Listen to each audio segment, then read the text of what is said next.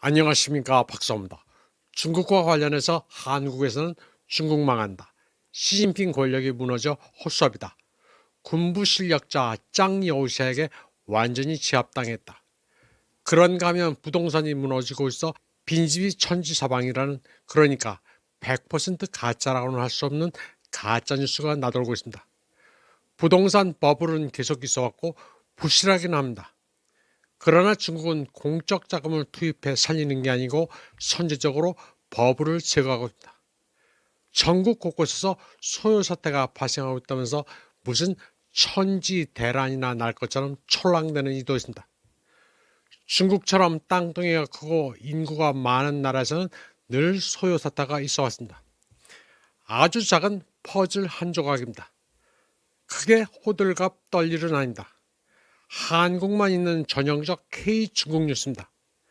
저보고 중국을 긍정적으로 본다고 친중판에 모내하는 사람들이 있는데 사실은 사실대로 봐야 합니다. 이론과 현실이 다를 때는 현실을 봐야 합니다. 오랫동안 서구 언론은 중국의 발전 모델이 서구 모델보다 열등하고 실패할 운명이라며 중국의 임박한 붕괴에 대해 보도해왔습니다.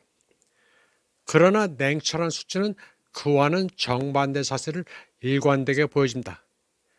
이번 방송에서는 중국이 세계 탈미국을 주동하면서 다극화 세계 새로운 표준이 되고 있다는 제목의 러시아매체 RT 발간판의 어피니언을 하나 소개해드리겠습니다.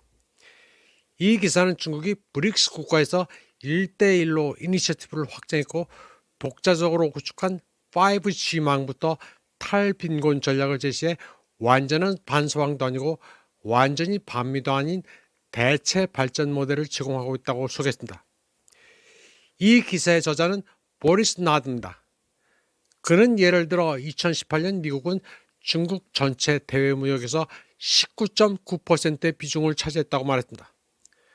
그러나 2025년 첫 8개월 동안 중국의 전체 무역량이 45% 증가했음에도 불구하고 미국이 차지하는 비중은 9.2%로 떨어졌다고 시작했습니다.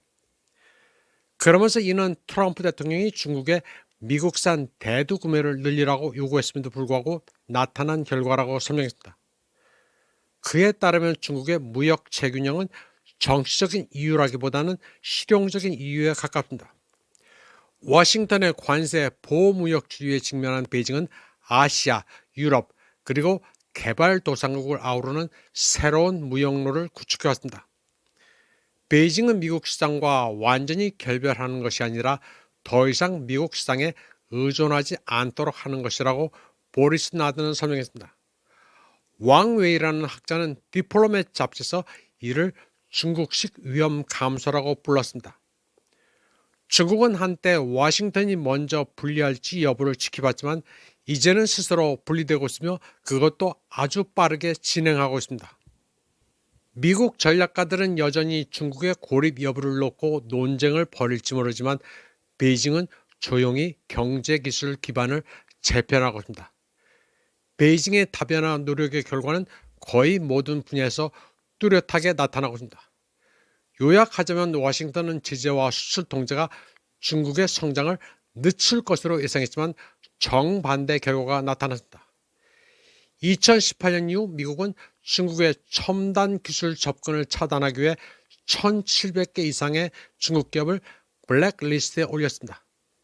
그 결과 중국 국영 기업의 혁신이 급증했고 중국 내에서 자체적인 대안을 개발하려는 경쟁이 치열해졌습니다.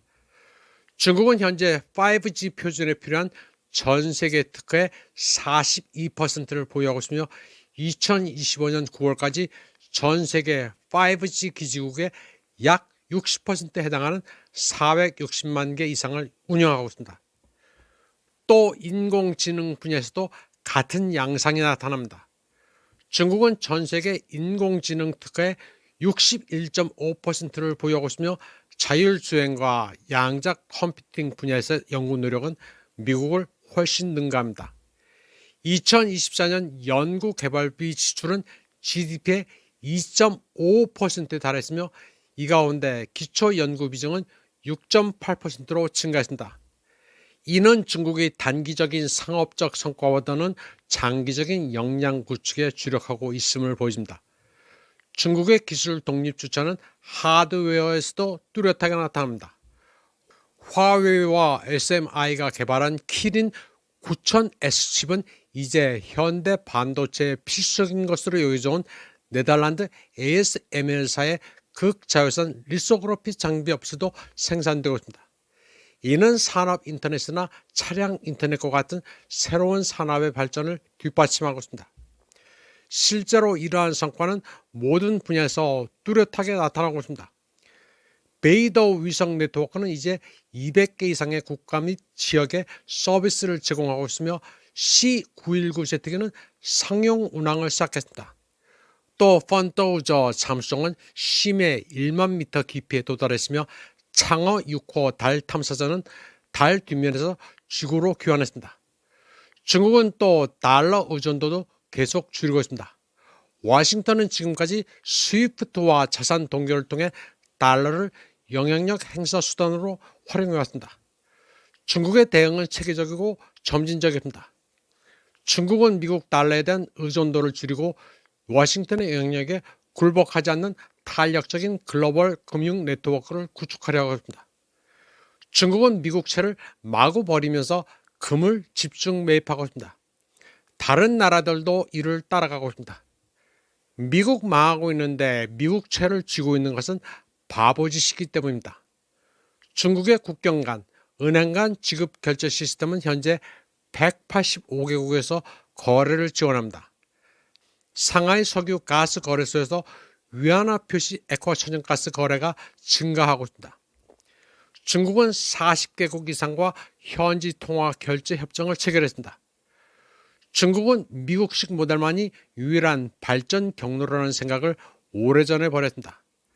대신 중국은 통치, 지식, 그리고 국제적 참여에서 자신만의 접근 방식을 발전시켜 나가고 있습니다.